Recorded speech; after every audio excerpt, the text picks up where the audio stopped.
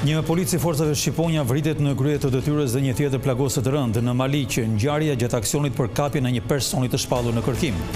Debatet të forta në parlament për çështjen Zvërneci, opozita akuzon policin për dhunim të protestuesve, socialistët deklarojnë se projekti nuk do të anulohet. Nisë fushata 3 mujore e depistimit për kancerin e qafës së mitrës, kontrolle falas në 2 maternitetet e Tiranës për të zbuluar sa më herët sëmundjen e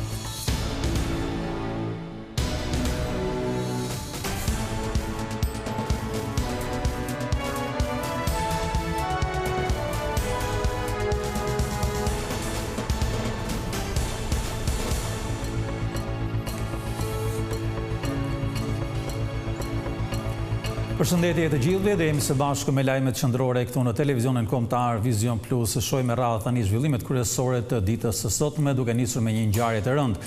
Një efektiv i forcave shqiponja është vrarë në krye të detyrës dhe një tjetër polic është plagosur rënd gjatë operacionit për arrestimin e një personi të shpallur në kërkim.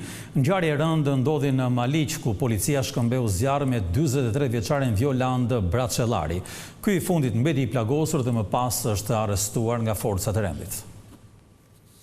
Enea Mekolli, 34 vjeç efektiv i forcave shqiponja, humbi jetën mëngjesin në kësaj të enjte gjatë një operacioni për kapjen e 43 vjeçarit Violand Braçellari, i shpallur në kërkim dhe i dënuar me 10 vite burg për prodhim dhe shitje të lëndëve narkotike. Nga ngjarja e rëndë në fshatin Lozhan të Maliqit mbeti i plagosur edhe kolegu i tij efektivi Edison Adri, 36 vjeç.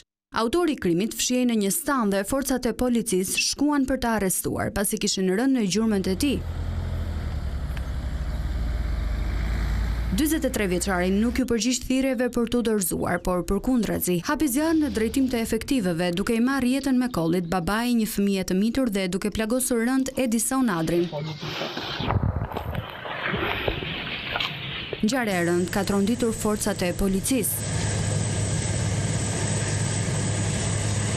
Historia nisi mbrëmjen e 3 qershorit, kur në komisariatin e policisë Maliq u paraqit Aleksander Kola, 32 vjeç, i cili tregoi se ishte kanosur dhe goditur me qytën e një arme automatike nga Violand Braçellari. Pas informacioneve se Braçellari fshihej në zonën e malit të Bodesës në fshatin Lozhan bashkë me nënën, policia organizoi operacionin për kapjen e tij. Ndër vite Braçellari kishte shpëtuar 4 herë operacioneve të Reneas dhe policisë së Korçës. Mëngjesin e kësaj të enjte, rreth orës 7, forcat e policisë rrethuan banesën pranë stallave ku dyshohej se qëndronte personi në kërkim. Ky fundit refuzoi të dorëzohej duke qelluar me breshëri. Gjatë shkëmbimit të zjarrit ai mbeti i plagosur dhe më pas u arrestua. Një vit më parë, autori mendoi të ketë dënuar edhe një shtetas tjetër duke e tërhequr zvarr me kal për më tepër se 2 orë. Sipas dosjes gjyqësore, në shtator të vitit 2015, policia zbuloi prova që e lindin atë me kultivimin, tharjen dhe transportimin e kanabisit. Në vitin 2017, ai u dënua me 10 vite burg nga gjykata e shkallës së parë të Korçës dhe u shpall fajtor për prodhim dhe trafik narkotikësh. Ky vendim u la në fuqi edhe nga 2 shkallët e tjera të gjyqësorit, apeli si dhe gjykata e lartë me një vendim të marrë në janar të vitit 2024. Polici i plagosur në Maliq është sjellë me urgjencë gjatë paradites në qendrën e traumës këtu në Tiranë, ku ndodhet nën kujdesin e mjekëve. Ai është vizituar në spital nga ministri i Brendshëm, drejtori i përgjithshëm i policisë, të cilët premtuan një hetim të plotë të ngjarjes. Efektivi i forcave shqiponja Edison Adri, që u plagos si pasojë e shkëmbimit të zjarrit në Lozhan të Maliqit nga Violand Braçellari, është transportuar me helikopter në spitalin e traumës në gjendje të rëndë. I riu ndodhet i intubuar me plag në pjesën e qafës dhe të nopullës, por mjekët shprehen se ndodhet në gjendje stabil. Pacienti është pritur në spitalin e Korçës, është stabilizuar aty, është aktualisht i intubuar, siç e patë erdhi me helikopter. Është bërë punë shumë e mirë nga kolegët e Korçës, ndërkohë që tani u fut menjëherë në brenda ambienteve të bllokut operator dhe po vlerësohet nga ekipi multidisiplinor me reanimator, kirurg oromaksilofacial, otojazër dhe kirurg përgjithshëm. Do dim t'ju themi më shumë për ecurinë në vijim, për momentin mund të themi vetëm që po bëhet maksimumi për të marrë rezultatin maksimal për shëndetin e pacientit. Efektivi i plagosur pas drejtorit të përgjithshëm të policisë Skënder Hita u vizitua edhe nga ministri i Brendshëm Besfort Lamallari. Duke i quajtur një ngjarje tragjike, Lamallari kërkoi hetim të plot edhe për mënyrën se si është organizuar operacioni për kapjen e autorit. Çdo situatë e tillë kërkon vëmendjen maksimale dhe një hetim të thelluar mbi përgjegjësitë disiplinore dhe ligjore për në menaxhimin e situatave dhe patjetër në komunikim dhe me drejtorin e përgjithshëm. Ju siguroj se një hetim i tillë po vjen. Kjo është një apel për çdo drejtues i cili duhet me përgjegjësinë më maksimale, më të lartë, rreth parë të garantojë jetën dhe shëndetin e kolegëve të tyre. Dhe më pas është edhe koha për përgjegjësitë morale dhe ligjore. Më pas, ministri i Brendshëm shkoi në Korçë ku zhvilloi një takim me strukturat e policisë. Ngjarja ka ngritur dyshime mbi vlerësimin e rrezikshmërisë së 43 vjeçarit, i cili rezultonte person me precedent të mëparshëm penal dhe i kishte shpëtuar edhe operacioneve të forcave speciale Renea disa herë.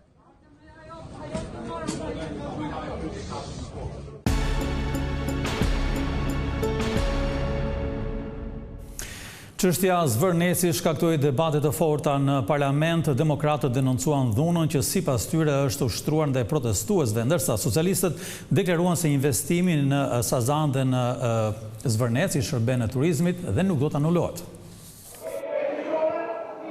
Parlamenti debatoi sot për investimin në Zvërnece për protestat që po zhvillohen kundër këtij projekti para kryeministrisë. Kryetari i Partisë Demokratike Sali Berisha akuzoi kryeministrin Edi Rama se synon të zhvillojë një anti-miting kundër protestuesve në qytetin e Vlorës, duke paralajmëruar të mos ndërmarrë veprime porçarsa. Por socialistët theksuan se aktiviteti i PS-s në sheshin e Flamurit është vetëm për të festuar krijimin e kësaj force politike. A ka akt më përçars? A ka akt më absurd? Është akti i luftës që mafia shtetërore u shpall qytetarëve. Hiqni dorë. Anullojeni. Keni dërguar mesazh të gjithë punojësit e thjerit lushtjes të gjithë jugut. Një lloj si Ramizalia, që donte të na shpallte rubrikën e Vlorës me vullnetarët e Enverit. Tani e vullnetarët e Edit. Diversionin tënd se nesër në Vlorë, pas kemi ne anti-miting, ne kemi një fest ditëlindje. Dhe populli i Vlorës është kryeqyteti i Partisë Socialiste. Në lidhje me investimin në Zvërnec, majoranca theksoi se ai do të bëhet pasi shërben Shqipërisë. Ai investim do të realizohet se Shqipëria nuk e ka as shansin, as luksin e keq të humbi këtë investim. Edhe Partia Demokratike beson se investimi në Zvërnec i shërben vendit, por po do thotë se qeveria duhet të respektojë direktivat e Bashkimit Evropian për mbrojtjen e mjedisit. Mbrojmë tezën që në përputhje me direktiven europiane Natyrë 2000 dhe që unë kam besim të plot se kjo direktiv është direktiv që plotëson të gjitha kërkesat e mjedisit. Në qoftë se hapat bëhen në përputhjen me direktivën europiane, unë mendoj se ajo është ato janë hapa të drejta. Berisha pati një mesazh edhe për protestuesit që mbrëmjen e së mërkurës hodhën parulla kundër opozitës në derën e selisë Partisë Demokratike. Çdo qytetar i lirë në opozitë ka të drejtë të hedhë sloganin që don, çfarë mendon, çfarë thot. Kurse tipat e stisur si opozitë e opozitës, ata janë mjerimi i politikës. Prej së dielës çdo mbrëmje mijëra protestues kanë mbushur bulevardin dëshmor të Kombit përballë godinës së qeverisë duke kërkuar anullimin e projektit në Zvërnec dhe dorëheqjen e kryeministrit Edi Rama. Protestat e zhvilluara kundër investimit të planifikuar në Zvërnec në Vlorë kanë sjellë ndryshimet e para në terren. Fillimisht janë hequr telat me gjemba, ndërsa prej 2 ditësh në zonën e Hidrovorit dhe në Zvërnec, aty ku më parë qëndronin rojet, porta është e hapur dhe asnjë punonjës i sigurisë nuk është i pranishëm. Gjithashtu është hequr plotësisht edhe gardi rrethues, ndërkohë që njerëzit lëvizin pa asnjë pengesë.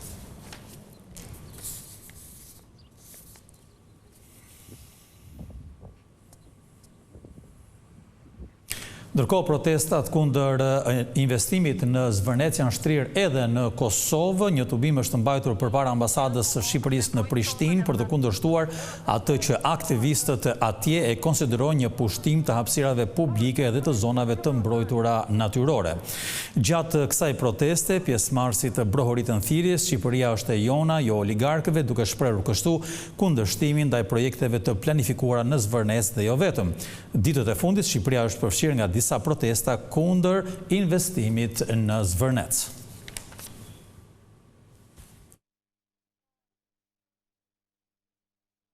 Jemi mbledh këtu për me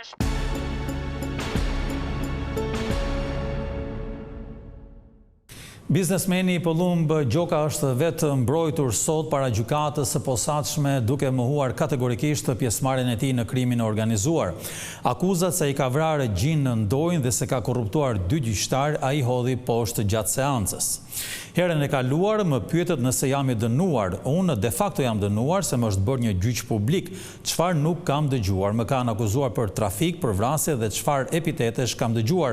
Është shprehur Pëllumb Gjoka gjatë seancës së sotme gjyqësore.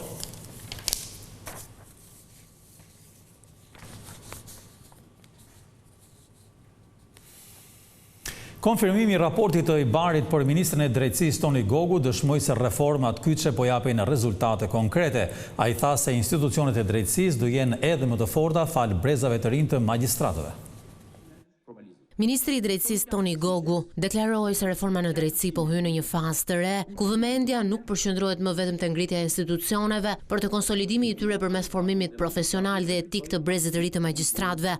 Duke ju referuar zhvillimeve të fundit në procesin e integrimit evropian, ministri vlerësoi se konfirmimi i IBAR-it për Shqipërinë përbën një dëshmi se reformat në drejtësi kanë prodhuar rezultate konkrete. Raporti i fundit i Bashkimit Evropian e njeh progresin e Shqipërisë që është bërë.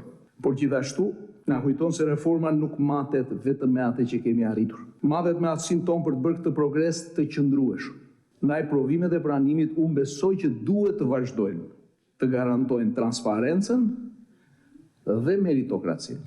Ministri vlerësoi kontributin e Bashkimit Evropian të partnerëve nga Franca, Italia dhe Holanda, si dhe të vetë shkollës së magjistraturës në modernizimin e sistemit të trajnimit të magjistratëve.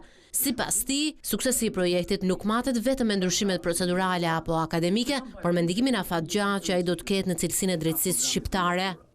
Do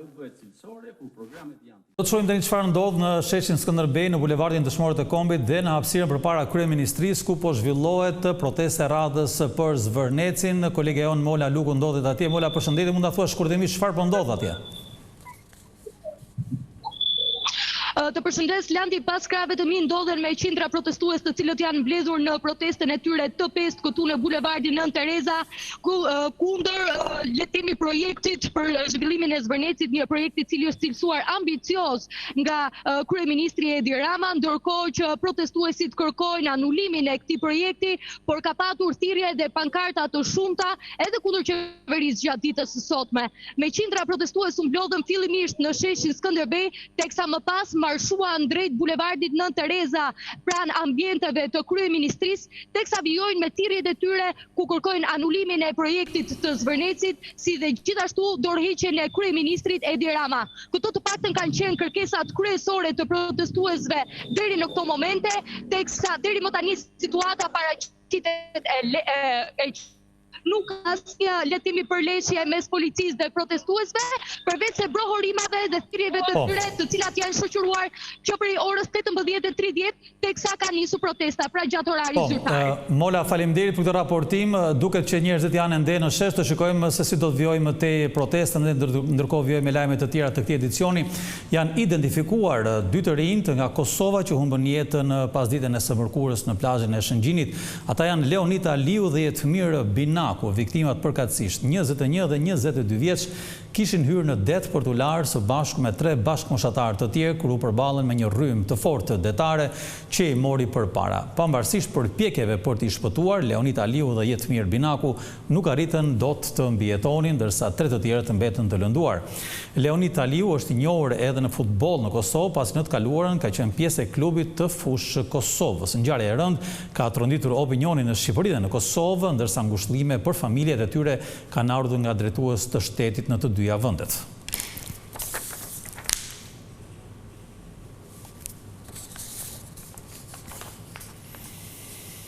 Çmimi i naftës është rritur sërish, por të dytën ditë radhazi duhet të thënë pas mbledhjes radhës së bordit të transparencës. Sipas vendimit të fundit, litri i naftës do të kushtoj 4 lekë më shumë, duke u tregtuar për 195 lekë për litër. Nga ana tjetër, çmimi i benzinës është ulur lehtë me vetëm 1 lekë dhe litri i saj do të kushtoj 175 lekë. Çmimet e reja do të jenë në fuqi deri në mbledhjen e ardhshme të bordit të transparencës.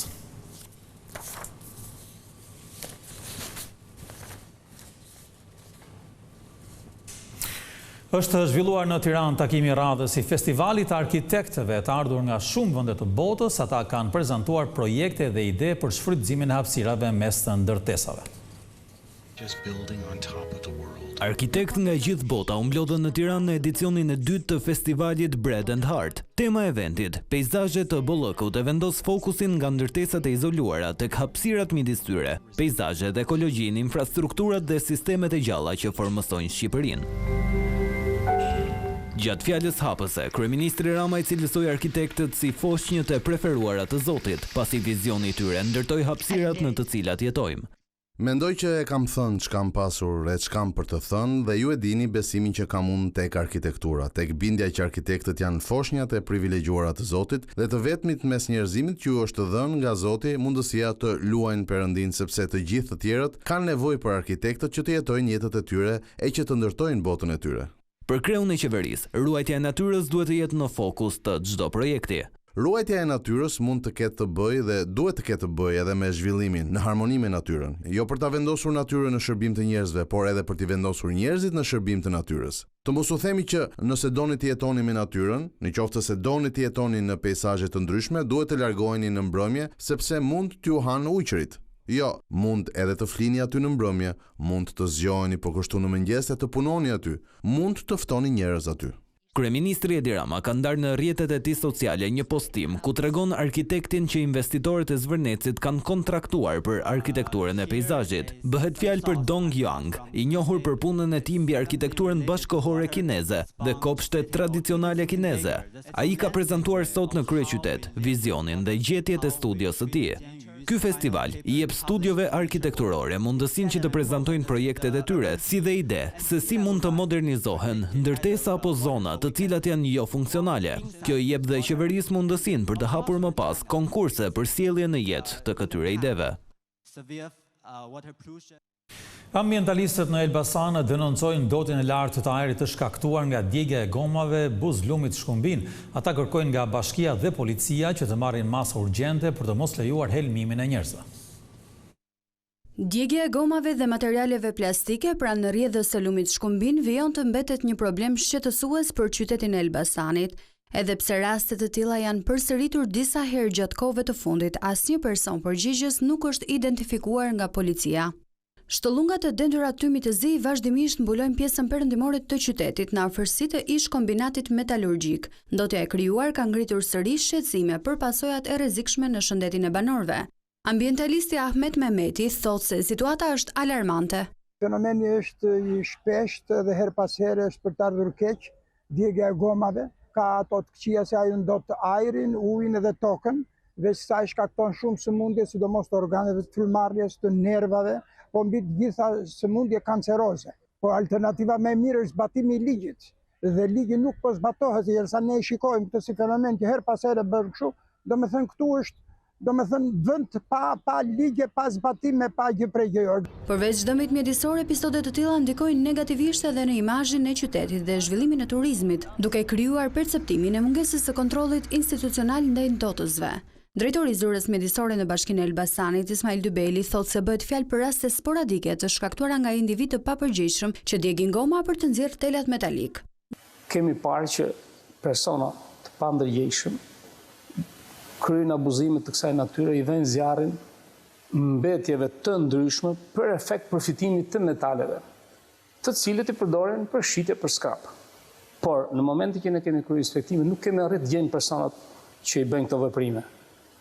Jemi gjithmonë në korrent, monitorojmë këtë situatë vështirë që lindin dhe mund të lindin dhe të tjera, sepse kjo është shtresë vulnerabile që kërkojnë me çdo kusht përfitojnë edhe atje ku është më problematike. Ndërsa fenomeni vazhdon të përsëritet, qytetarët kërkojnë masa konkrete për parandalimin e rasteve të tilla dhe mbrojtjen e mjedisit nga ndotja. Zbulimi në kohë i kancerit të qafës së mitrës dhe parandalimi i pasojave në shëndetin e grave është qëllimi i fushatës 3 mujore të depistimit. Gratë dhe vajzat nga mosha 35 deri në 55 vjeç do të kenë mundësi që të kryejnë kontrollet falas në 2 maternitetet e Tiranës.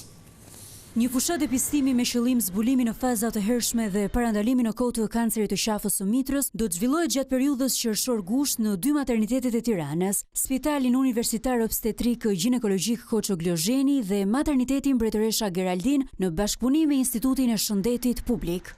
Konsiston në vlerësimin e infeksioneve specifike të cilat mund të rezultojnë më tej në problematikat që shkaktojnë sëmundje neoplazike tek femrat.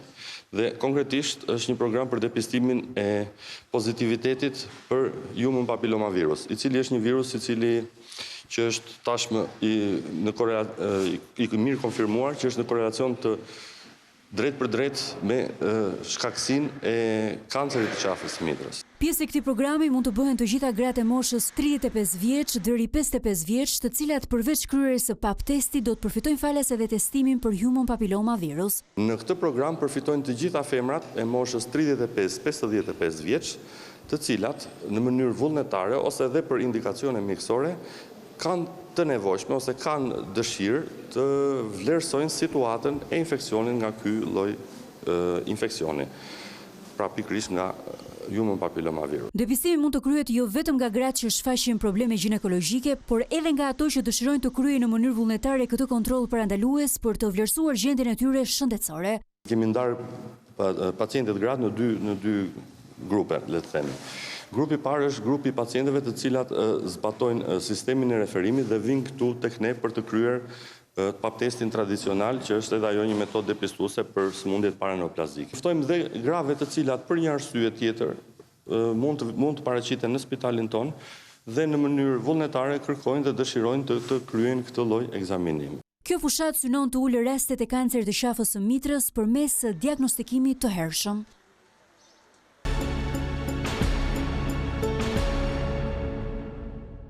Vajzat konkurrente të Miss Shqipëria vijojnë turin e tyre të takimeve në qytetin piktoresk të Kastorias në Greqi. Ato kanë vizituar disa nga vendet më të bukura të zonës dhe po ashtu janë pritur edhe nga drejtuesit e bashkisë atje. Dita e dytë e qëndrimit të delegacionit të Miss Shqipëria në Kastoria u zhvillua mes historisë, kulturës dhe mikpritjes së ngrohtë greke. Udhëtimi nisi në qytetin e vjetër të Kastorias, një nga zonat më të njohura historike dhe piktoreske të rajonit. E vendosur buzliqenit, kjo lagje ruan ende atmosferën e shekujve të kaluar përmes rrugisave me kaldrëm, shtëpive tradicionale dhe monumenteve bizantine që dëshmojnë pasurinë e trashëgimisë së saj kulturore. Konkurrentet e Miss Shqipëria patën mundësinë të njihen më nga afër me historinë e qytetit. Vizita vijoi përgjatë shëtitores buzliqenit, ku prania e vajzave tërhoqi vëmendjen e turistëve dhe banorëve vendas, të cilët I pritën me dashamirësi dhe mbështetje. Miss Shqipëria 2026 në postur! Më pas, delegacioni u drejtua drejt vendbanimit prehistorik të Dispilos, vend pak kilometra larg Kastorias. Ky sit arkeologjik I rëndësishëm I kthen vizitorët rreth 7000 vite pas në kohë, duke ofruar një panoramë të jetës së komuniteteve të para që banuan në zonë. Ndalesa e fundit e vizitës ishte në bashkinë e Kastorias, ku stafi I Miss Shqipëria u prit nga kryebashkiaku I qytetit. Gjatë takimit u vlerësuar rëndësia e shkëmbimeve kulturore dhe marrëdhënia miqësore mes dy vendeve. Në fjalën e tij, kryebashkiaku theksoi se kultura, respekti dhe dashuria janë vlerat që lidhin popujt dhe krijojnë ura bashkëpunimi për te I kufive. Vajzat e Miss Shqipëria ju presin në një finale magjike që do të zhvillohet më datë 6 qershor në Pogradec dhe do të transmetohet live në Vision Plus. Këtu kemi përfunduar me lajmet tona qendrore. Faleminderit dhe miru takofshëm.